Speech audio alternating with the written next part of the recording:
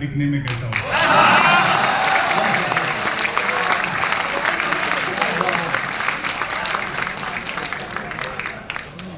मेरी नस्र में वही भाव है जो राहत साहब के शेरों में और उनके कहने में होता था।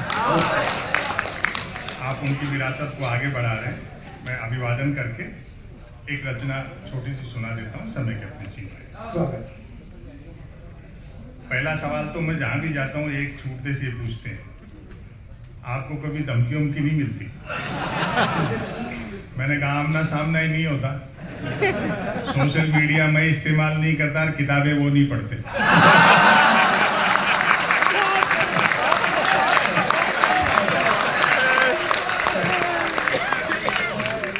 समस्या ही नहीं आती। दरअसल लेखक की और शायर की ये चिंताएं होती हैं, वही जनता को बताता है कि सड़कें साफ सुथरी होने से ही कुछ नहीं होता, पानी भी दूषित हो सकता है।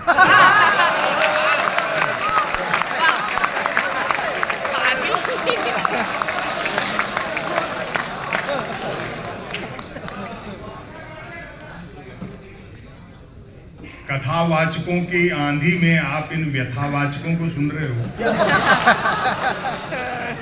ज्ञान की आंधी चल रही है, संतो आई ज्ञान की आंधी। एक महाराज जी टकरा गए थे, वो ज्ञान मुझे सुना रहे थे। बोले आप बता सकते हैं कि गणेश जी के हाथ का लड्डू उनका चूहा क्यों नहीं खाता? मैंने कहा महाराज कैलेंडर में नहीं खाता।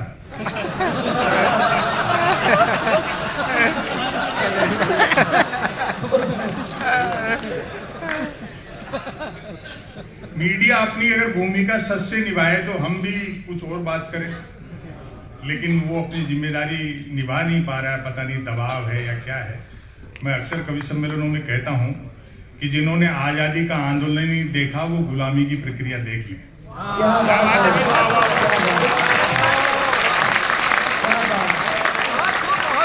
अब विदेशी आक्रांता खैबर का दर्रा पार करके या समुद्री रास्ते से नहीं आते हैं, वो मोबाइल, इंटरनेट, लैपटॉप, कंप्यूटर के जरिए ऑनलाइन आते हैं। और उनके लिए जीपीएस का लोकेशन बताने का काम वो करते हैं जो कभी माता सीता का पता लगाने लंका गए थे और सोने की चमक देखी तो वहीं की नागरिकता ले ली। तो हमारी चिंताएं दूसरी हैं। एक रचना पहले तो मैं आपको बता दूं ग्लोबलाइजेशन क्या है। ये थोड़ी चिंतन परक है। ये राहत इंदौरी साहब का शहर है तो ये शरद जोशी जी का भी शहर है। ग्लोबलाइजेशन महल के मुख्य द्वार की दिशा में अपार जनसमूह का शोर सुन राजा राम ने लक्ष्मण से प्रश्न किया, ये कैसी आवाजें आ रही अनुज, कौन लोग होंगे? उत्तर मिला, भगवान सब अयोध्यावासी हैं। जब से राज्य में ग्लोबलाइजेशन आया है प्रत्येक नागरिक धनुष बाण खरीदने को लोन लेना चाहता है ताकि वह भी सोने का हिरण मार सके। पूंजीवाद में दो चीजें बिकती हैं, डर और सपने। कुछ आपको डर बेच रहे हैं, कुछ आपको सपने बेच रहे हैं। मीडिया की जो भूमिका है, खबर कैसे तानते हैं। कल तो एक ने हिम्मत दिखाई, अच्छी बात है।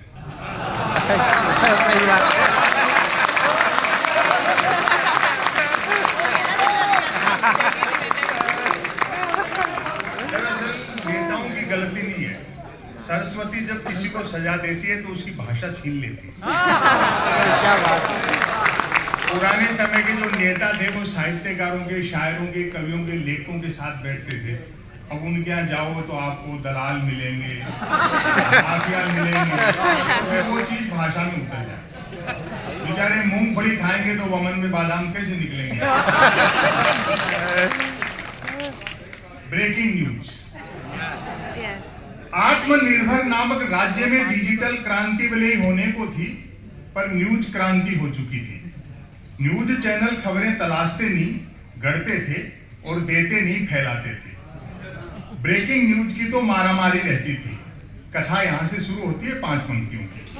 एक दिन ज्यों ही राजा नहाकर स्नान घर से निकला, त्यों ही एक न्यूज चैनल ने ब्रेकिंग न्यूज दागी, राजा नहाया।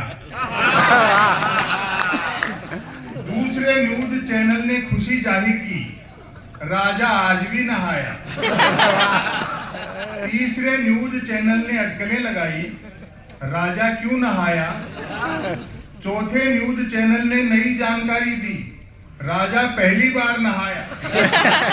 पांचवें न्यूज चैनल ने आत्मनिर्भरता की पुष्टि की, राजा खुद नहाया और अब आपकी मोहब्बत मिलेगी। छठे न्यूज चैनल ने रहस्योद्घाटन किया, राजा पानी से नहाया।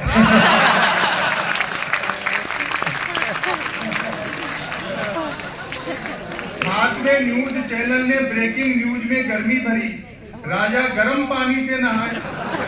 आठवां न्यूज चैनल गर्वित हुआ, राजा चुल्लू भर पानी से नहाया। नौवें न्यूज चैनल ने स्थिति और साफ की, राजा साफ पानी से नहाया। 10वें न्यूज चैनल ने गुप्त जानकारी दी, राजा अकेला नहाया। 11वें न्यूज चैनल ने राहत भरी ब्रेकिंग न्यूज चलाई, राजा आज तो नहाया। और समापन पर मोहब्बत देना, 12वें न्यूज चैनल ने तो सब पर पानी फेर दिया, राजा गीले पानी से नहाया।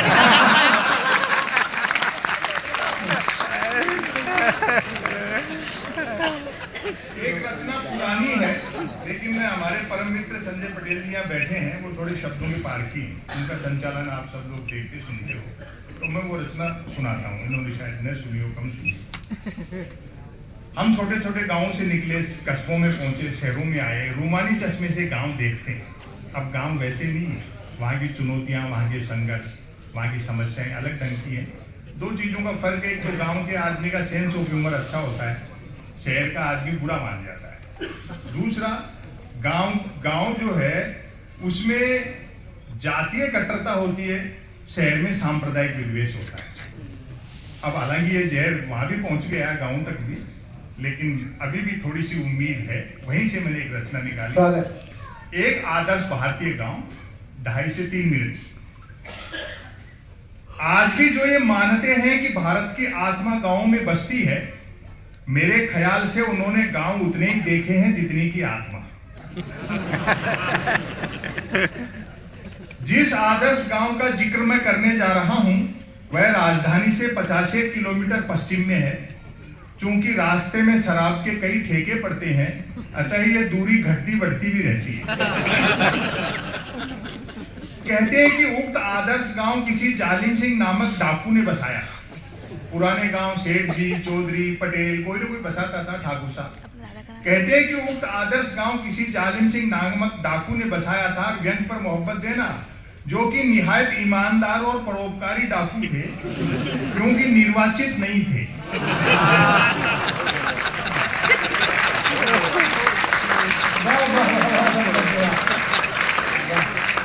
हालांकि बाद में उन्होंने भी डाकू जीवन से वीआरएस लेकर पॉलिटिक्स ज्वाइन कर ली। उनके समझ में आ गया होगा कि एक डाकू को जिनके यहाँ डकैती डालने जाना पड़ता है, चुनाव जीत लेने पर वे ही लोग घर बैठे दे जाते हैं। और आज की शाम राहत इंदौरी जी की याद में ये कार्यक्रम है। इससे आक्रामक और तीखा व्यंग मैं कर नहीं सकता था। बात अच्छी लगे तो उस पर दाद दें, वरना मेरी हिम्मत की दाद दें। देखें, ऐसे पूरे नेताओं को आप अपने जहन में रखें। यूं भी अपराध और राजनीति में महज वोटिंग का ही तो अंतर रह गया है। संसद पर जिन आतंकियों ने हमला किया था, मोहब्बत देना, संसद पर जिन आतंकियों ने हमला किया था, सुरक्षा प्रहरियों ने उन्हें गोली मारने से पहले निश्चित ही कहा होगा, मानते हैं आप आतंकवादी हैं, बहुत बड़े अपराधी हैं, लेकिन चुनाव जीते बिना अंदर नहीं जाते।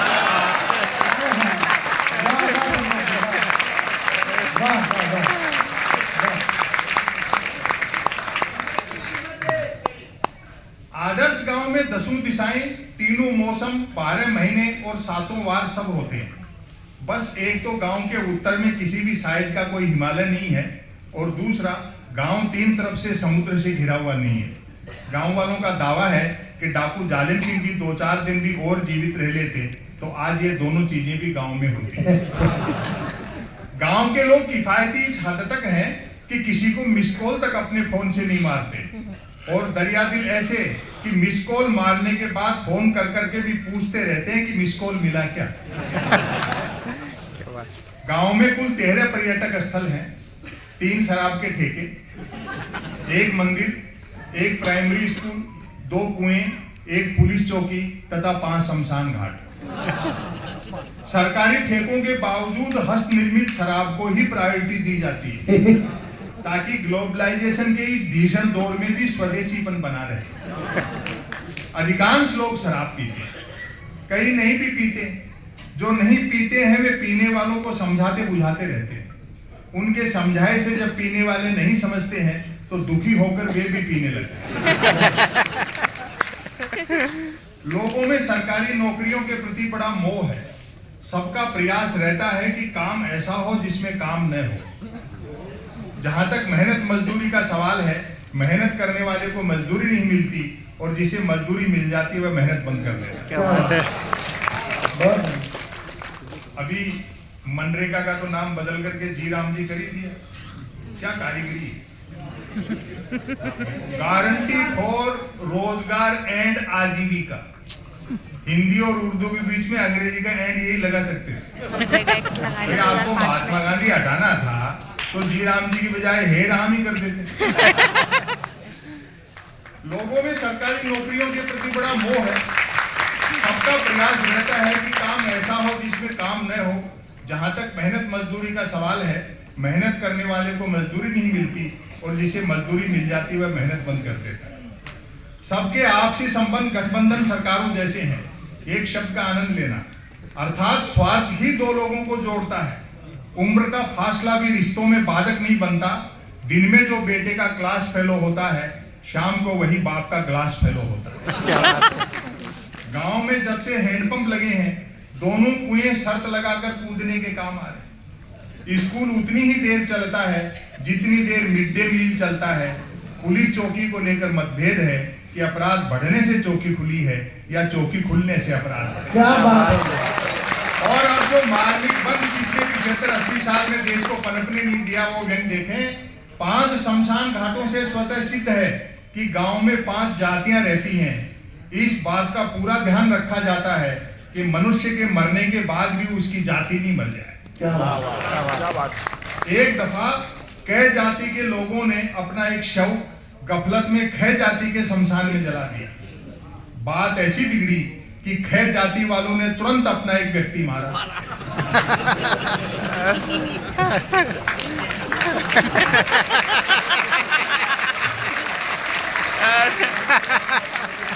और उसे कै जाति के शमशान में जलाकर बदला लिया।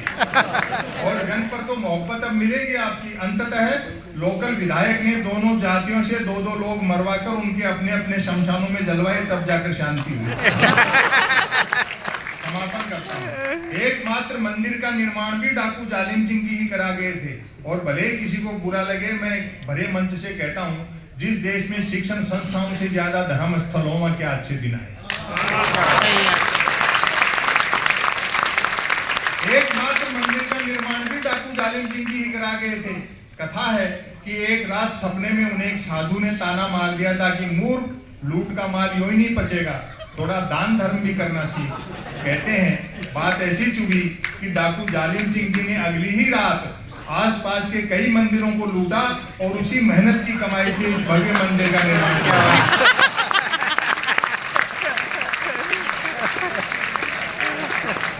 घरों में 2 चीजें सबके यहाँ फाइनेंसित है, मोटरसाइकिल और टेलीविजन।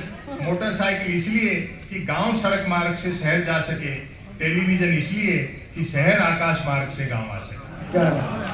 टीवी ने तो ज्ञान के क्षेत्र में क्रांति कर दी। कक्षा में मास्टर जी महाभारत के रचयिता का नाम पूछते हैं तो बच्चे बीआर चोपड़ा बताते हैं। और इसका समापन करता हूं, जो गांव की सांप्रदायिक सद्भाव और मोहब्बत है उसके नाम, और फिर अपनी जगह लेता हूं। जो हो, गांव वालों में परिहास वृत्ति लाजवाब है। चरणदास जी हड़बड़ी में जरा छोटे जूते खरीद लाए। दुकानदार ने बिका हुआ सामान वापस नहीं लिया क्योंकि दिन भर में एक ही बिका। लाचार चरणदास जी को ठांसे के जूते काट रहे हैं और वे लंगड़ाते हुए चल रहे हैं।